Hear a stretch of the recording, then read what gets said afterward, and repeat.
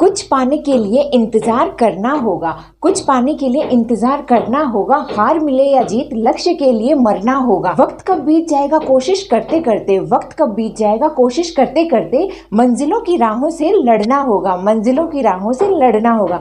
Hello friends, कैसे हैं आप सब लोग। मैं हूं आपकी टीचर कम दोस्त अन्नू गरसा और आप सभी प्यारे प्यारे दोस्तों का स्वागत करती हूं मेरे यूट्यूब चैनल रीट पर जीत में।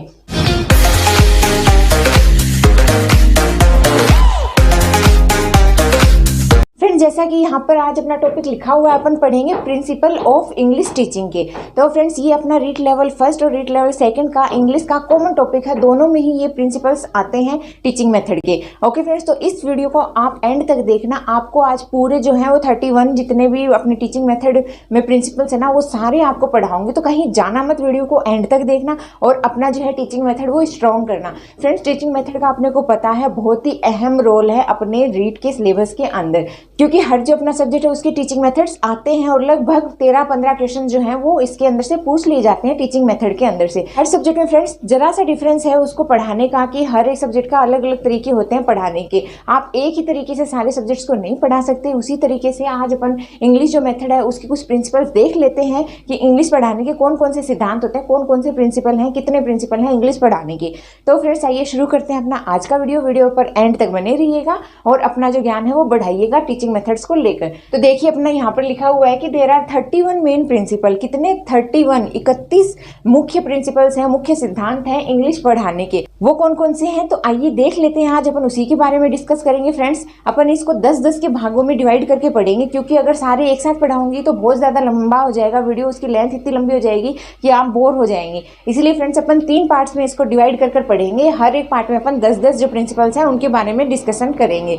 तो फ्रेंड्स देखिए, आज ये अपने सामने जो 10 प्रिंसिपल्स हैं इनके बारे में अपन आज डिस्कस करेंगे। तो आइए देख लेते हैं ये कौन कौन से हैं। तो फ्रेंड्स देखिए, अपने सामने ये 10 प्रिंसिपल्स हैं जो आज अपन इस वीडियो में पढ़ने वाले हैं। पहले अपन सबके नाम देख लेते हैं, उसके बाद में अपन एक एक जो प्रिंसिपल है उसको अलग से पूरा डिटेल में स्टडी करेंगे। ओके फ्रेंड्स, देखिए पहले इनके नाम देख लेते हैं कौन कौन से हैं। फ्रेंड्स, पहला जो प्रिंसिपल है वो है नेचुरलनेस का, वास्तविकता का। सेकेंड है अपना प्रिंसिपल ऑफ हैबिट फॉर्मेशन का, आदत निर्माण का सिद्धांत। थर्ड प्रिंसिपल ऑफ एक्सपोजर, यानी किसी चीज को एक्सपोज करना, जैसे बच्चे उसको देखकर उसको सीखें, उसकी नकल करें, तो ये है प्रिंसिपल ऑफ एक्सपोजर। फोर्थ है प्रिंसिपल ऑफ मोटिवेशन, यानी प्रोत्साहन देना, बच्चों को प्रोत्साहित करके इंग्लिश सिखाना, ये है प्रिंसिपल ऑफ मोटिवेशन। फिफ्थ है अपना प्रिंसिपल ऑफ फोनोलॉजी। ये क्या है फ्रेंड्स? ये है अपनी जो बात करने का तरीका है ना, ध्वनियों के माध्यम से इंग्लिश सिखाना। नेक्स्ट है अपना प्रिंसिपल ऑफ को रिलेशन विद लाइफ, अपनी जो वास्तविक जीवन से उनका संबंध बनाकर इंग्लिश सिखाना। सेवंथ है friends principle of order and proportion, यानी अनुपात का सिद्धांत, अनुपात के अनुसार उनको बताकर पढ़ाना। नेक्स्ट है principle of learning by doing, यानी करके सीखने के आधार पर इंग्लिश सिखाना। नेक्स्ट है principle of using mother tongue, जो मदर टंग अपनी होती है ना, मातृभाषा, उसका इस्तेमाल करते हुए इंग्लिश सिखाना। नेक्स्ट है प्रिंसिपल ऑफ करेक्टनेस, मतलब सही जो उच्चारण है उसके आधार पर इंग्लिश सिखाना। तो आइए फ्रेंड्स शुरू करते हैं अपना डिटेल से इनका एक एक जो प्रिंसिपल है उसको पढ़ना। आइए अब देखिए फ्रेंड्स, ये है अपने सामने कुछ प्रिंसिपल जो अपन अब डिटेल से स्टडी करने वाले हैं, जिसमें फ्रेंड्स अपना पहला आता है प्रिंसिपल ऑफ नेचुरलनेस। इसको क्या कहते हैं फ्रेंड्स? हिंदी में अपन इसको कहेंगे कि वास्तविकता का सिद्धांत या फिर प्राकृतिक सिद्धांत, इसको अपन प्रिंसिपल ऑफ नेचुरलनेस को कहते हैं। अब इसमें क्या है फ्रेंड्स, देखिए अपना जो परिवार है फ्रेंड्स, कोई बच्चा जब परिवार में जन्म लेता है तो उसको अपने परिवार में क्या है, उसकी जो मदर टंग होती है ना, जो उसकी लैंग्वेज होती है, जो उसकी मातृभाषा होती है, उसका तो उसको वातावरण मिल जाता है, लेकिन जो अपनी इंग्लिश लैंग्वेज है उसका वातावरण उसको अपने परिवार में नहीं मिलता है। तो क्या होता है फ्रेंड्स, बच्चा आसानी से अपनी जो मातृभाषा का वातावरण मिलेगा उसको तो वो सीख जाएगा, लेकिन क्योंकि इंग्लिश का वातावरण ना उसको घर में मिलता है, ना पास पड़ोस में मिलता है, ना बाहर मिलता है, तो फ्रेंड्स वो इंग्लिश नहीं सीख पाता है। तो यहाँ पर यही कहा गया है कि जैसा बच्चे को उसके घर में वातावरण मिलता है वैसा ही उसको प्राकृतिक वातावरण स्कूल में दिया जाए, क्लास में दिया जाए, जहाँ पर उसको ज़्यादा से ज़्यादा इंग्लिश में बात करने का मौका मिले। तो ऐसा अगर प्राकृतिक वातावरण मिलेगा तो वो अपने आप इंग्लिश जो है वो सीख जाएगा। देखिए इसमें क्या कहा गया है कि क्लास या प्लेग्राउंड में स्टूडेंट से बातचीत करके, अब ये अपन कैसे क्रिएट कर सकते हैं, जो अपने स्टूडेंट्स हैं उनसे क्लास में या फिर प्लेग्राउंड है जहाँ पर भी वो मिले तो उनसे इंग्लिश में बात कीजिए।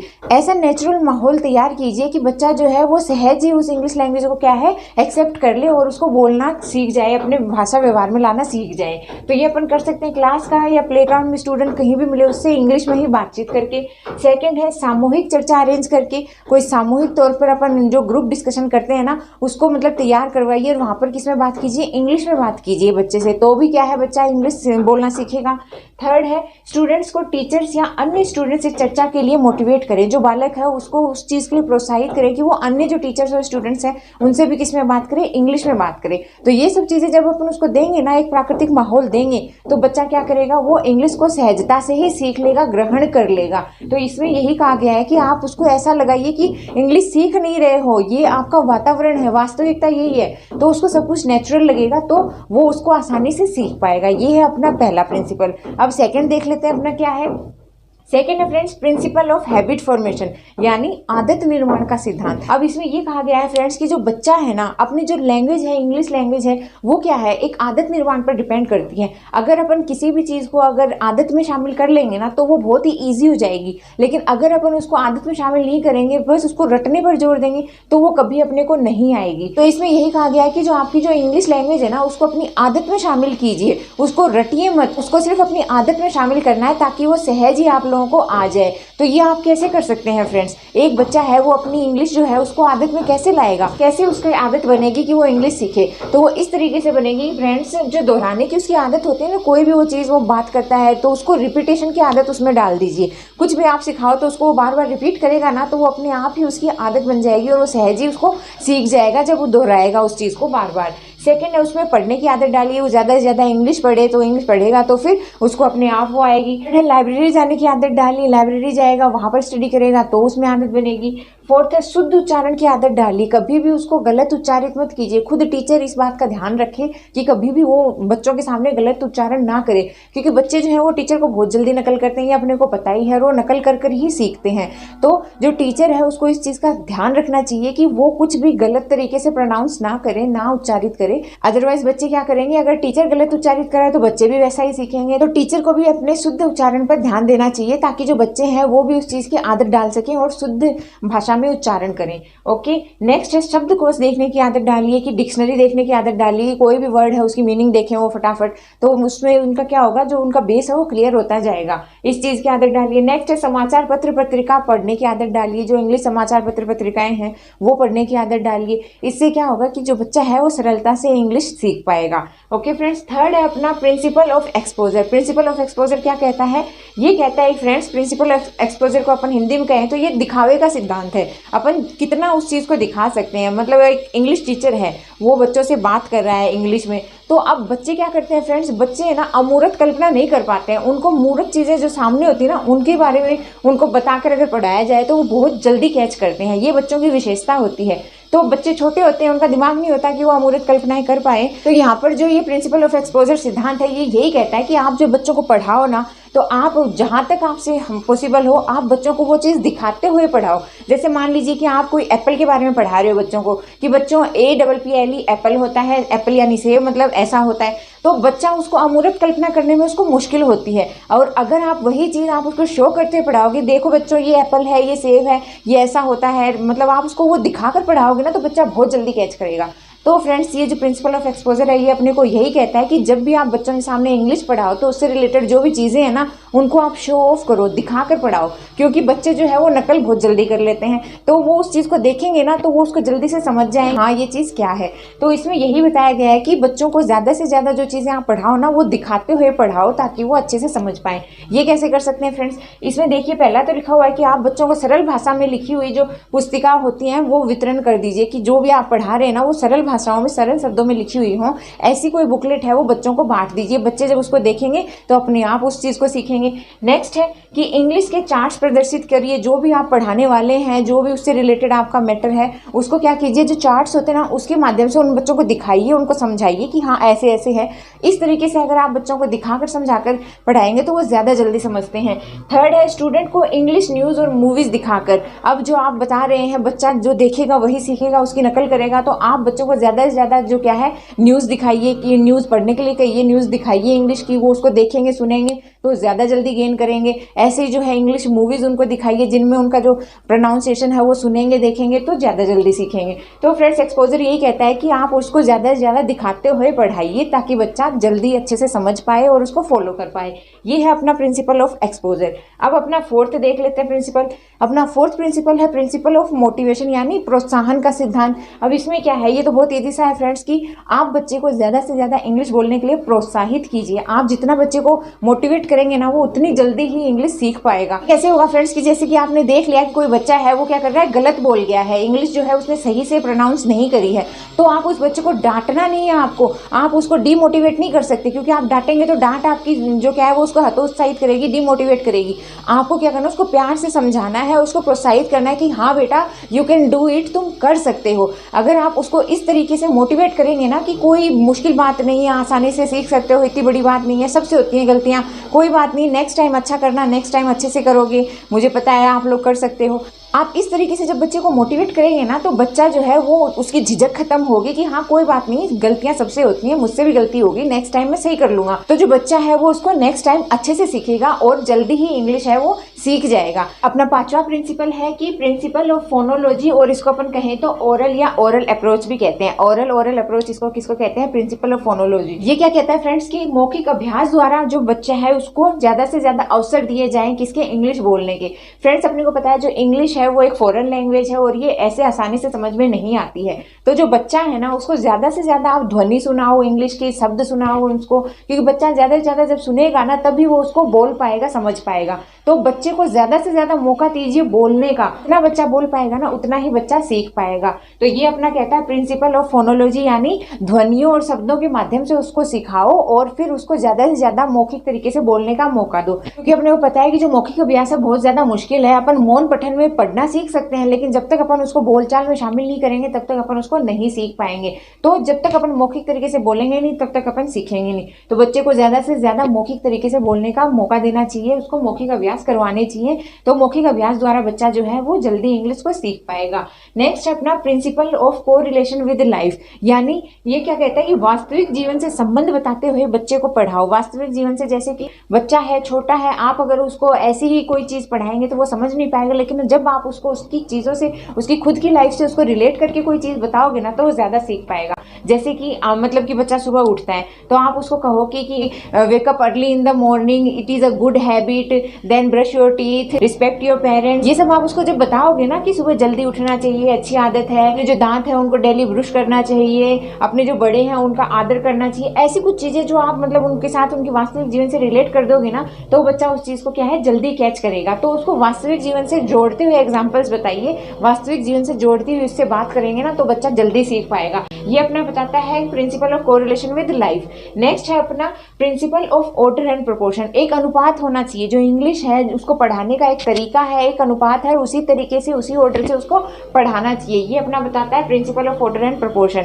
जो ऑर्डर है, जो जिसका निश्चित क्रम है वो कौन सा है फ्रेंड्स, वो है LSRW। LSRW अपन फुल फॉर्म माने तो listening, speaking, reading and writing. सबसे पहले बच्चे को सुनना सिखाइए, उसके बाद बच्चे को बोलना सिखाइए, उसके बाद बच्चे को पढ़ना सिखाइए और लास्ट में बच्चे को लिखना सिखाइए। आप इस ऑर्डर में जब बच्चे को सिखाएंगे ना, इस क्रम में सिखाएंगे तो ही बच्चा जो है वो इंग्लिश है वो जल्दी कैच कर पाएगा, क्योंकि ये एक सही ऑर्डर है। जब तक बच्चा किसी चीज को सुन नहीं पाएगा तब तक वो उस चीज को बोल नहीं पाएगा, और जब तक उसको बोलेगा नहीं तो उस चीज को पढ़ेगा कैसे, और जब तक पढ़ेगा नहीं तो उसको लिखेगा कैसे। तो फ्रेंड्स इस क्रम में ही जो है वो इंग्लिश पढ़ाई जानी चाहिए कि सबसे पहले आप बच्चे को सुनना सिखाइए, उसके बाद बच्चे को बोलना सिखाइए, बोलना सिखाने के बाद में बच्चे को पढ़ना सिखाइए और उसके बाद में उससे लिखवाना सिखाइए, उसको लिखा कर देखिए।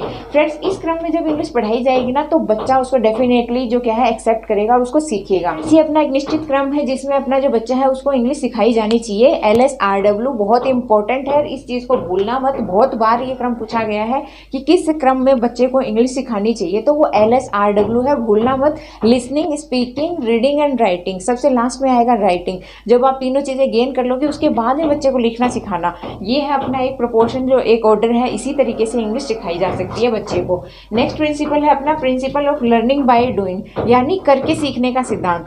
जब तक बच्चा खुद करके नहीं सीखेगा ना तब तक वो नहीं सीख पाएगा इस चीज को। मतलब आप मान लीजिए आप बच्चों को देते हैं कि आप वर्ड मीनिंग्स करके लाइए, तो जब तक बच्चा उन वर्ड मीनिंग्स को खुद नहीं करके देखेगा ना तब तक वो नहीं सीख पाएगा। तो आप बच्चों को मौका दीजिए कि वो उस चीज को खुद करके देखें। हर बार आप ही उनको मत हर चीज एक्सप्लेन कीजिए। आप बच्चों को कह दीजिए कि कल आपका जो है वो ओरल आपका टेस्ट होगा और फिर आपसे बोर्ड पर यहाँ पर लिखाया जाएगा। तो आप बच्चों को ऐसे कोई होमवर्क देंगे तो बच्चा उस चीज़ को खुद करके देखेगा, घर पर आकर उसको लगेगा भाई हाँ कल टेस्ट है, तो टीचर उनसे जाते ही पूछेंगे, ब्लैक बोर्ड पर भी बुला सकते हैं, तो बच्चा उस चीज़ को खुद करके देखेगा। जब तक आप उसको समझाते रहेंगे वो नहीं समझेगा, नहीं सीखेगा। जिस दिन आप उसको करने के लिए दे देंगे ना, उस दिन वो सीखेगा उस चीज़ को। नेक्स्ट डे आप उसको बोर्ड पर बुलाइए और कहिए कि हाँ भाई आप ये वर्ड मीनिंग्स लिख के बताइए। तो जब वो खुद उन वर्ड मीनिंग्स को लिखेगा ना, खुद उन चीज़ों को करेगा, तब वो उस चीज़ को सीखेगा। तो बच्चे को खुद को करके सीखने पे जोर देना चाहिए। Principle of learning by doing यही कहता है कि बच्चा खुद उस चीज़ को करके देखेगा, तभी उस चीज़ को वो सीखेगा। ओके, नेक्स्ट है अपना principle of using mother tongue, यानी मातृभाषा का इस्तेमाल करते हुए आप इंग्लिश को सिखाइए। इसमें क्या है फ्रेंड्स कि जो अपनी मातृभाषा है ना, अपने को पता है कि अपनी मातृभाषा सबके घर में अलग अलग है। किसी को कन्नड़ बोली जाती है, किसी के उर्दू बोली जाती है, किसी के हिंदी, किसी के मारवाड़ी, किसी कुछ। तो फ्रेंड्स ये अपने को पता है कि सबके घर में अलग अलग माहौल है, अलग वातावरण है, अलग मातृभाषा है। तो जो बच्चे हैं वो अपनी मातृभाषा जो है वो घर से सीख कर आते हैं। अब आप उनको जब अचानक से उनको इंग्लिश सिखाएंगे तो वो उस चीज़ को समझने में थोड़ी उनको दिक्कत होगी, क्योंकि उन्होंने अपने घर में वो चीज़ सुनी नहीं है, देखी नहीं है, तो वो कैसे उस चीज़ को अचानक से समझ पाएंगे। लेकिन वो समझेंगे तब जब आप उसकी जो मदर टंग है ना, उसमें उस चीज़ का दोबारा से उसको रिपीट करके बताएंगे ना कि आपकी लैंग्वेज जो है मदर टंग है, उसमें इस चीज़ को क्या कहते हैं, इंग्लिश में तो इसको ये कहते हैं। फिर बच्चा खुद उसको बताएगा, तो बच्चा क्या गेन करेगा कि अरे हाँ मतलब मेरी लैंग्वेज मेरी जो मदर टंग है उसमें उसको ये चीज़ कहते हैं, तो इंग्लिश में इसको ये कहते हैं। तो उसका जो मदर टंग है ना, उसको आपने यूज़ कर लिया है, तो बच्चे की खुद की इच्छा उसमें जागृत हो जाएगी, खुद की भी तो इच्छा उसकी जागेगी कि हाँ मेरी लैंग्वेज में इस चीज़ को ये कहा गया था, लेकिन इंग्लिश में इसको ये कहा गया है। तो वो अपनी जो मदर टंग है ना उसके साथ उसका रिलेशन बैठा लेगा और उस चीज़ को जल्दी से कैच कर लेगा। तो जब तक आप बच्चे का उसकी मातृभाषा के साथ उसका जो संबंध है वो स्थापित नहीं करेंगे, तब तक बच्चा नहीं सीख पाएगा। तो जो प्रिंसिपल है मदर टंग को यूज करने का, वो यही कहता है कि आप इंग्लिश सिखाने के लिए बच्चे की मदर टंग का इस्तेमाल कीजिए। आप उसके साथ उसका संबंध बिठाइए और उसको इस्तेमाल करते हुए बच्चे को इंग्लिश सिखाइए, ताकि वो जल्दी उस चीज़ को कैच कर सके। ओके फ्रेंड्स, ये है अपना नोवा जो principle of using mother tongue. अब अपना 10th है प्रिंसिपल ऑफ करेक्टनेस। ये क्या कहता है कि सही उच्चारण कर समझाना चाहिए बच्चे को। अपने को पता है बच्चा नकलची बंदर होता है ना, मतलब बहुत जल्दी नकल करता है बड़ों की, बड़े क्या करते हैं कैसे करते हैं, और टीचर की तो कुछ ज़्यादा ही करता है। टीचर कुछ भी कह दे बच्चे के लिए भगवान समान है। तो अपना जो टीचर है ना, उनको इस चीज़ का खास ख्याल रखना चाहिए कि वो बच्चों को जब भी पढ़ाएं समझाएं तो एकदम सही उच्चारण, शुद्ध उच्चारण में उन चीज़ों को बताएं समझाएं। क्योंकि जो बच्चा है वो टीचर को देखकर ही सीखेगा, उसको और कोई सिखाएगा नहीं। बच्चे अपने टीचर को फॉलो करते हैं, तो जो टीचर अगर गलती करेगा तो जो स्टूडेंट्स हैं उसके वो भी वही सेम गलती करेंगे। इसीलिए टीचर को इस बात का खास ख्याल रखना चाहिए कि जो वो बोल रहा है ना, जो उच्चारित कर रहा है, प्रोनाउंस कर रहा है, उसमें एकदम सही प्रोनाउंसिएशन होना चाहिए, एकदम शुद्धता होनी चाहिए, ताकि बच्चा जो है वो उसको सही तरीके से ही सीख पाए, उसमें कोई गलती नहीं हो। ओके फ्रेंड्स, ये है अपना 10वां जो अपन ने प्रिंसिपल देखा, प्रिंसिपल ऑफ करेक्टनेस। फ्रेंड्स ये अपन ने देख लिए यहाँ पर आज 10 प्रिंसिपल्स किसके, टीचिंग मेथड के, इंग्लिश के। अब अपन जो है आगे जो अपने जो और इसके वीडियोस आएंगे उसमें बचे हुए जो प्रिंसिपल्स हैं वो और देखेंगे। 20 प्रिंसिपल्स और बच गए हैं, वो अपन और आगे आने वाले वीडियोस में देखेंगे। फ्रेंड्स उम्मीद करती हूँ कि आपको वीडियो पसंद आया होगा। अगर आपको वीडियो पसंद आया तो ज़्यादा से ज़्यादा लाइक कीजिए और चैनल को शेयर और सब्सक्राइब कीजिए। फ्रेंड्स आप सभी प्यारे प्यारे दोस्तों का वीडियो को एंड तक देखने के लिए दिल से धन्यवाद। Thank you friends.